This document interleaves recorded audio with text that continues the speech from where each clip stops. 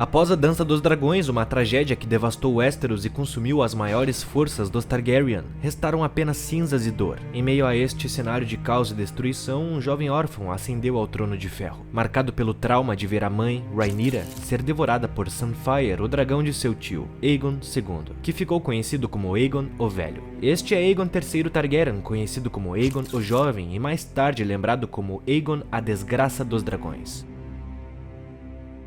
Sua história foi marcada pela sombra do passado e pela luta árdua para manter o frágil equilíbrio de um reino em ruínas. Como um jovem marcado pela dor, ele enfrentou os fantasmas de uma guerra devastadora, mas como lidaria com o peso disso tudo? Uma coisa eu posso ter certeza, o futuro de Westeros foi selado por seu desprezo silencioso pelas criaturas que um dia representaram o poder de sua dinastia, levando-o a tomar decisões sombrias que decretariam o fim dos dragões. Fica aí nesse vídeo que eu vou te contar toda a história de Aegon III Targaryen, filho de Rhaenyra e Daemon.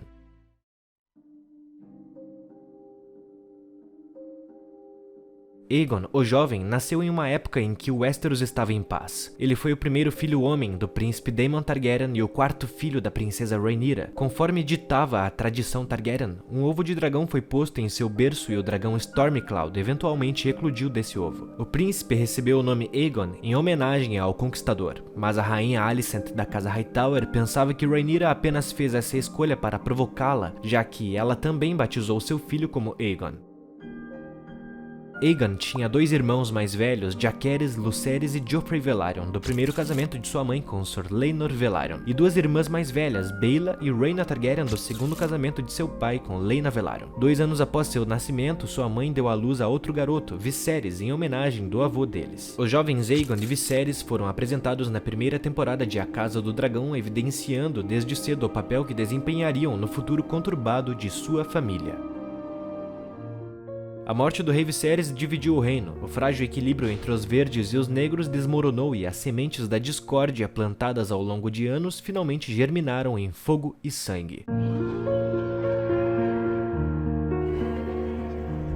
Quando Aegon e Viserys partiram para Essos em busca de segurança, sua travessia foi interrompida pelos navios da Triarquia. Durante a travessia, o navio Alegre Deleite foi capturado pela armada do Reino das Três Filhas, resultando na Batalha da Goela. Aegon conseguiu escapar montando seu jovem dragão Stormcloud pela primeira vez. Apesar de sua inexperiência, ele conseguiu chegar cambaleante à Pedra do Dragão, mas a experiência o deixou profundamente abalado. Aegon estava pálido, tremendo e completamente aterrorizado, tanto que perdeu o controle da bexiga. Ele nunca voltou a voar e Stormcloud morreu no dia seguinte. Viserys, no entanto, não teve a mesma sorte. Durante o ataque, ele foi capturado por Sharaco Lohar, um comandante da Triarquia. Mesmo sem saber ao certo se seu irmão estava morto, Aegon viveu com a torturante sensação de tê-lo abandonado. Uma culpa que corroeu sua alma e o acompanhou até o fim, selando um destino marcado por dor e sofrimento.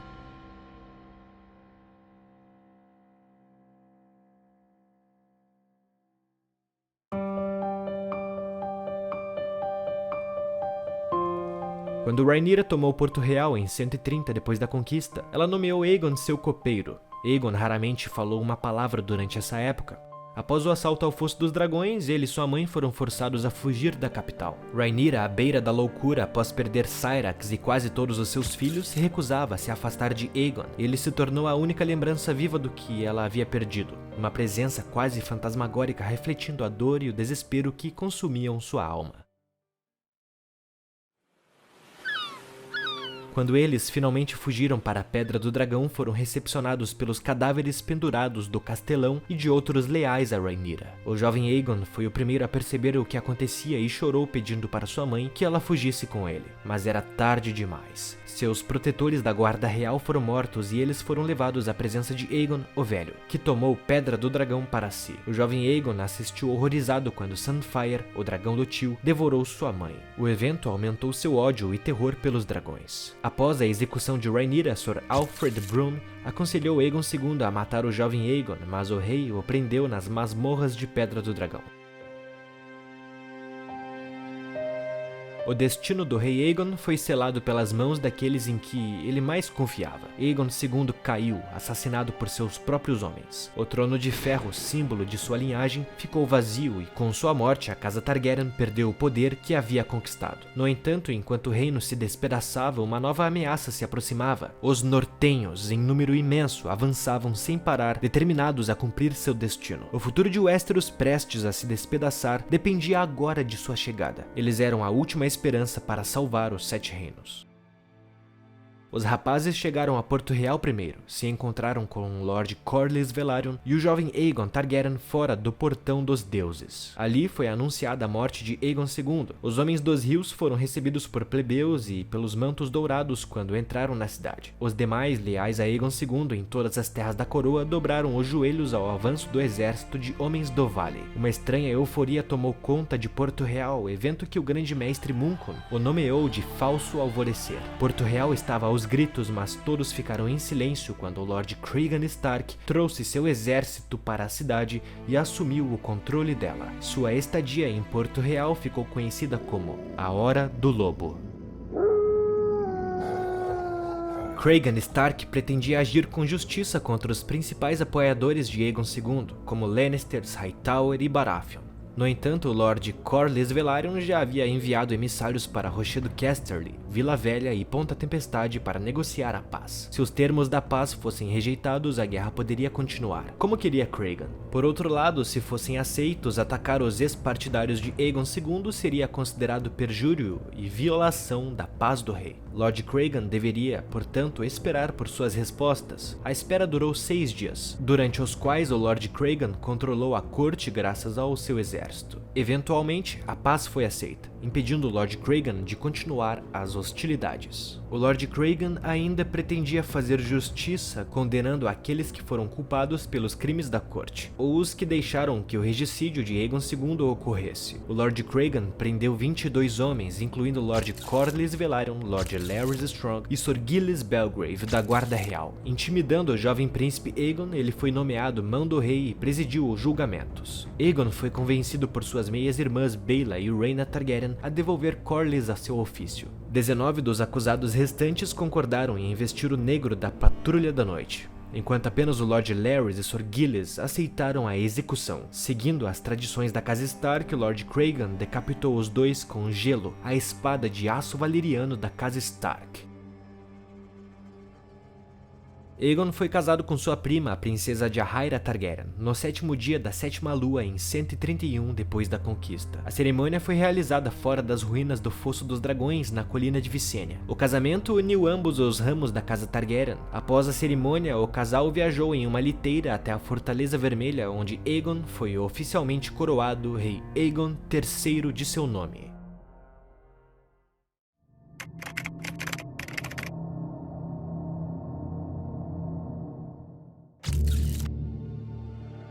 Após a Batalha da Goela, Tyland Lannister foi levado prisioneiro por ordens de Rhaenyra Targaryen. Sir Tyland foi brutalmente torturado, capturado e submetido a uma violência indescritível e seu corpo cruelmente mutilado. Tudo para forçá-lo a revelar o paradeiro do tesouro da coroa. Apesar de tudo, Tyland se recusou a revelar a localização do tesouro. Poucos poderiam imaginar que o astuto e calculista Tyland Lannister se tornaria uma das figuras mais enigmáticas e temidas de sua época. Ele assumiu o cargo de mestre da moeda no reinado de Aegon II, mas foi durante o reinado de Aegon III que seu verdadeiro poder começou a se revelar. Tornou-se mão do rei, mas o que realmente chamava a atenção não era sua posição, mas sim a capa de seda que encobria seu rosto, escondendo uma desfiguração que poucos ousaram questionar. Foi assim que os camponeses passaram a chamá-lo de O Mão Encapuzada. As ruas da cidade murmuravam sobre ele. Alguns diziam que ele era um feiticeiro mascarado que usava sua magia para manipular os destinos daqueles ao seu redor. Tyland decidiu abolir os impostos cobrados pela rainha Rhaenyra e ofereceu empréstimos para a reconstrução de propriedades danificadas. Ele tomou medidas para fortalecer a cidade, erguendo celeiros fortificados, reparando o Fosso dos Dragões e reforçando os portões da cidade. Embora tenha anunciado a construção de 50 galés de guerra, apenas 10 foram realmente construídas. Ele restaurou o comércio e evitou se envolver nas disputas da Guerra dos Degraus. Tyland também adiou a nomeação de um novo injustiçado do rei, o que acabou poupando a vida do grande mestre Oruel. Ele permitiu que Oruel vivesse confortavelmente em confinamento, ao invés de ser executado. Mesmo servindo Aegon II, Tyland permaneceu leal a Aegon III como mão, decidindo-se restaurar a estabilidade após os horrores da guerra. Nos seus últimos anos, em 132 depois da conquista, Tyland enviou tropas para retomar Harrenhal, onde Alice Rivers se declarara viúva do príncipe Aemond e afirmava que o filho dela era o verdadeiro herdeiro. No entanto, as forças de Harrenhal derrotaram os homens de Tyland, e relatos de dragões e magia começaram a circular, mas foram descartados como simples boatos pelos regentes. Enquanto o reino ainda tentava se reerguer, uma nova calamidade surgiu, trazendo consigo uma sombra de desespero. A febre do inverno chegou no ano 133 depois da conquista. Em questão de dias, a doença se espalhou por Porto Real, matando muitos e deixando uma cidade em luto. Não havia quem escapasse de seu toque mortal. As ruas antes movimentadas foram se tornando um silêncio pesado, enquanto o pânico se instalava e as famílias viam seus entes queridos sucumbirem, sem qualquer aviso ou esperança de cura. O rei Aegon III demonstrou um gesto de compaixão que tocou profundamente os corações dos que sofriam. Em meio ao caos da doença, o rei se fez presente, visitando os doentes e os lares de recuperação. Sentava-se ao lado dos enfermos, suas mãos fortes segurando as dos aflitos, oferecendo um consolo silencioso. Seu silêncio se tornou um bálsamo para os desesperados, uma presença reconfortante em tempos sombrios. Mas a tragédia não poupou ninguém, e Sir Tyland Lannister, o homem que fora leal a Aegon II e depois a Aegon III, também caiu vítima da febre. Durante seus últimos dias, quando a doença consumia seu corpo, Aegon III não o abandonou. Ao lado de seu irmão, o rei permaneceu firme, compartilhando seus últimos momentos como uma última expressão de respeito e lealdade. O Lord Corlys Velaryon morreu de velhice no ano 132 depois da conquista, levando à questão do sucessor do rei. Quando foi perguntado ao rei Aegon quem seria seu herdeiro, o rei chegou a defender seu único amigo, Gaemon Cabelo Claro, um bastardo que havia sido pretendente à coroa durante a revolta em Porto Real na Dança dos Dragões. Essa sugestão foi ignorada pelos regentes, embora as meias-irmãs de Aegon, Baela e Rhaena, não fossem consideradas como possíveis herdeiras devido ao seu gênero. Qualquer filhos que elas tivessem, em particular Baela, a mais velha das duas, seria considerado um herdeiro legítimo. No final do ano 133, após a morte de sua esposa Jaehaera, com rumores de assassinatos rondando Porto Real, Aegon foi pressionado a se casar novamente. O novo mão do rei, o Lord Unwin, da casa Pyke, tentou casar sua filha Mirielle com o rei, mas a proposta foi amplamente rejeitada. Nobres de várias casas sugeriram suas parentes, forçando Pyke a organizar um baile para que Aegon escolhesse sua nova esposa. Durante o evento, Aegon mostrou pouco interesse pelas candidatas, mas foi a presença de Baela e Rhaena Targaryen, acompanhadas de Daenerys Velaryon, que influenciou sua escolha. No fim, Aegon escolheu Daenerys, garantindo que o sangue valeriano continuasse no Trono de Ferro. Após o casamento com Daenerys, Aegon experimentou um breve alívio emocional, mas logo sua tristeza foi revivida pelas ações de seu irmão, que, em busca por manipular o rei, conduzia de volta a sua antiga melancolia, mantendo-o emocionalmente fragilizado e sob seu controle. No ano 134, depois da conquista, o Lord Alyn Velaryon retornou para Porto Real depois de sua grande viagem, e o rei Aegon e sua corte foram até o porto para recebê-lo. Lá, o Lord Velaryon apresentou a Aegon um, entre aspas, tesouro, que ele adquiriu em Lys, o irmão mais jovem do rei. Viserys, que muitos imaginavam que havia morrido na Batalha da Goela no começo do ano 130. O retorno de Viserys à capital teve um impacto profundo em Aegon, aliviando a culpa que ele carregava por ter deixado seu irmão para trás na batalha. Além disso, a presença de Viserys ajudou a reduzir a solidão de Aegon, já que o irmão assumiu o papel de companheiro próximo, substituindo Gaemon Cabelo Claro, que havia sido esquecido por Aegon III. A rainha Daenerys também foi deixada de lado e negligenciada nesse novo cenário. Viserys retornou a Porto Real acompanhado de sua esposa, Lara Hogari, e de vários irmãos dela. No ano seguinte, Lara deu à luz a um filho, o que aparentemente garantiu a segurança da linha de sucessão do rei Aegon III. Em um gesto simbólico, Viserys presenteou o filho com um ovo de dragão. Contudo, quando Aegon ouviu boatos de que Um ovo de dragão de Laena Velaryon havia eclodido em um Wyrm sem asas que feriu o bebê em seu berço. Ele ordenou que todos os ovos de dragão fossem retirados do castelo, o que causou grande raiva em Viserys. Os irmãos ficaram meses sem se falar, até que uma tragédia mudou novamente o curso da história. Gaemon, cabelo claro, amigo íntimo de Aegon e degustador de comidas da corte, morreu em uma tentativa de envenenamento ao rei e à rainha. Apesar do consolo que Viserys ofereceu a Aegon em seu pesar, a morte de Gaemon deixou o rei inconsolável, e sua melancolia retornou com força total, levando-o a se afastar da corte e de seu reino. No ano 135 depois da conquista, uma conspiração contra a Casa Rogari tomou forma em Porto Real. Rumores indicavam que os Rogares estavam arquitetando o assassinato do rei Aegon III para que seu irmão, o príncipe Viserys, casado com a senhora Larra Rogari, pudesse tomar o trono de ferro. A trama levou a um cerco secreto dentro da Fortaleza Vermelha, quando a conspiração foi descoberta e seus membros capturados. Muitos começaram a suspeitar que o Lord Unwin Pique estava por trás de tudo, já que todos os conspiradores eram pessoas que ele próprio havia colocado em cargos de poder durante seu período como mão do rei. Embora nunca tenha havido provas conclusivas, não havia dúvida para muitos de que Unwin Pique estava de alguma forma envolvido. Após a restauração de Lord Thadeus Rohan ao cargo de mão do rei, ficou evidente que as torturas que ele sofreu o deixaram incapaz de exercer a função adequadamente. Como resultado, Aegon III decidiu dispensá-lo da posição. O cargo foi então temporariamente assumido pelo grande mestre Munkun, enquanto aguardava a nomeação de um novo mão. No ano 136, um conselho de lordes foi convocado, o qual selecionou 3 novos regentes para auxiliar no governo. Foi decidido então que o Lord Torhen, da casa Manderly, seria um novo mão do rei, assumindo oficialmente a posição.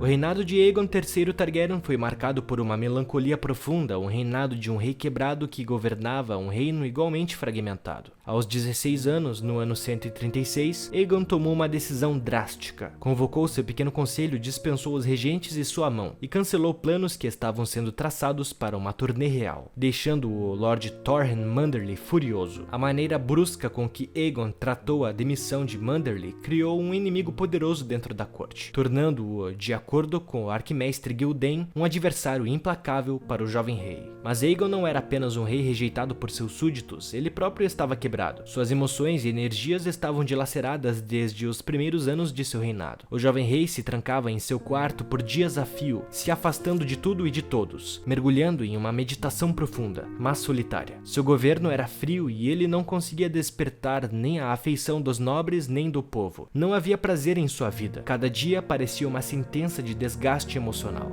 O casamento com Daenerys Velaryon, que foi difícil de ser consumado, resultou em 5 filhos: Daeron, Baelor, Daena, Rhaena e Elaena. O príncipe Daeron foi nomeado Príncipe de Pedra do Dragão, uma tentativa tardia de fortalecer a linhagem Targaryen. No entanto, sua paternidade, assim como o restante de sua vida, foi marcada por uma sensação de vazio. Aegon III tinha um grande desdém pelos dragões, o que ficou claro com o sofrimento em sua vida, incluindo a morte de sua mãe e a morte de seu próprio dragão. Ele sobreviveu à Dança dos Dragões, mas isso o deixou profundamente traumatizado. Mesmo que ele tenha experimentado um breve momento de felicidade com o retorno de seu irmão, ele não foi um bom rei.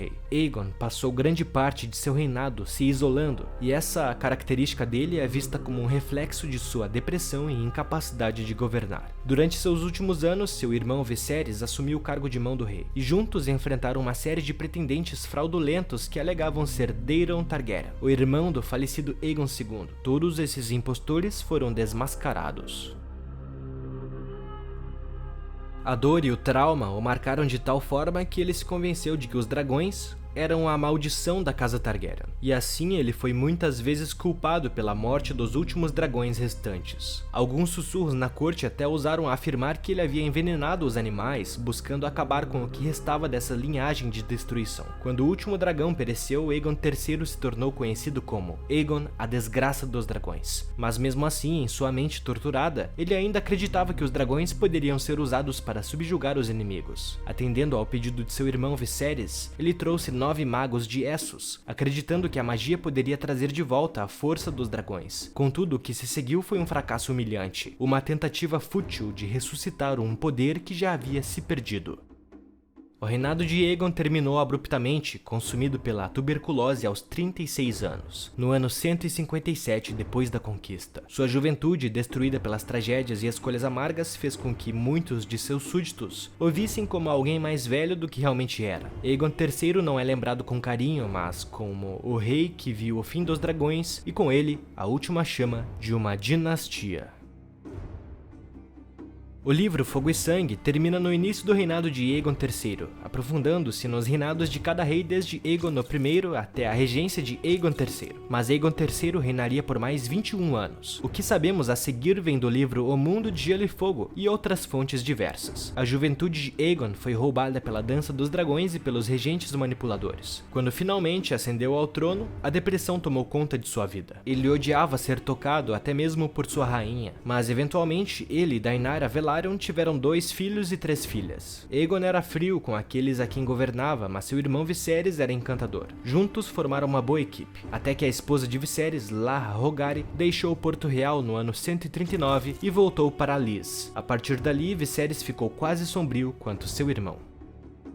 O livro Mundo de Gelo e Fogo nos conta que havia 4 dragões ainda vivos no início de seu reinado: Asa Prata, Morning, Roubo-Ovelha e Cannibal. Contudo, Aegon III sempre será lembrado como Aegon Dragonbane, pois o último dragão Targaryen morreu durante seu reinado, no ano 153 depois da conquista. Nunca saberemos exatamente como Morning, ou Manhã, o dragão de Rhaena, morreu e os outros 3 dragões permaneceram desaparecidos para sempre. O último dragão era uma fêmea pequena e doente que pôs ovos antes de morrer. Alguns rumores dizem que o rei Aegon a envenenou devido ao seu medo dos dragões. No entanto, dizia-se que a magia começou a se dissipar do mundo no dia em que o último dragão morreu. O livro O Mundo de Gelo e Fogo é apresentado como um registro histórico escrito por diversos mestres e estudiosos da Cidadela de Vila Velha. Essa perspectiva múltipla oferece uma visão abrangente da história de Westeros, mas também reflete as limitações e interpretações subjetivas dos escritores, já que o conteúdo é baseado nas fontes e relatos disponíveis. Existe, no entanto, uma teoria intrigante que circula entre os fãs e estudiosos dentro do universo de As Crônicas de Gelo e Fogo. Muitos sugerem que a Cidadela dos Mestres pode ter tido um papel ativo na conspiração contra os dragões e sua extinção. Isso se baseia no fato de que a cidadela, composta principalmente por eruditos e estudiosos, sempre foi desconfiada e hostil em relação à magia que os dragões representam. Durante a Dança dos Dragões e após a morte dos dragões, muitos acreditam que alguns dos mestres teriam se empenhado em ações para garantir que os dragões não retornassem, já que suas habilidades mágicas representavam uma ameaça para a ordem natural e o controle do conhecimento que a cidadela representava. A ideia de que a cidadela poderia ter conspirado contra os dragões faz parte de um mistério ainda não totalmente resolvido dentro da história, o que aumenta ainda mais o fascínio sobre as motivações e os objetivos dos mestres nesse contexto. Provavelmente vamos ter outros pontos de vista do reinado de Aegon III Targaryen no próximo volume de Fogo e Sangue. O herdeiro de Aegon, Daeron, é conhecido como o Jovem Dragão, um famoso rei guerreiro que lutou para trazer Dorne ao reino de Westeros. Mas essa história será contada no meu próximo vídeo dessa série. Deixe seus pensamentos nos comentários sobre o reinado melancólico de Aegon III e o quanto você acha que a sua regência será adaptada em House of the Dragon. Será que vamos ver A Hora do Lobo? Se você gostou desse vídeo, não se esqueça de deixar aquele like, se inscrever no canal e ativar o sininho para não perder nenhum vídeo novo. Confira minha playlist chamada Os Reis Targaryen, para ver a história de cada rei da casa Targaryen que se sentou no trono de ferro. Para quem não sabe, eu narrei os livros O Cavaleiro dos Sete Reinos e Fogo e Sangue completos e os links vão estar na descrição desse vídeo. Muito obrigado a todos e vejo vocês no próximo vídeo.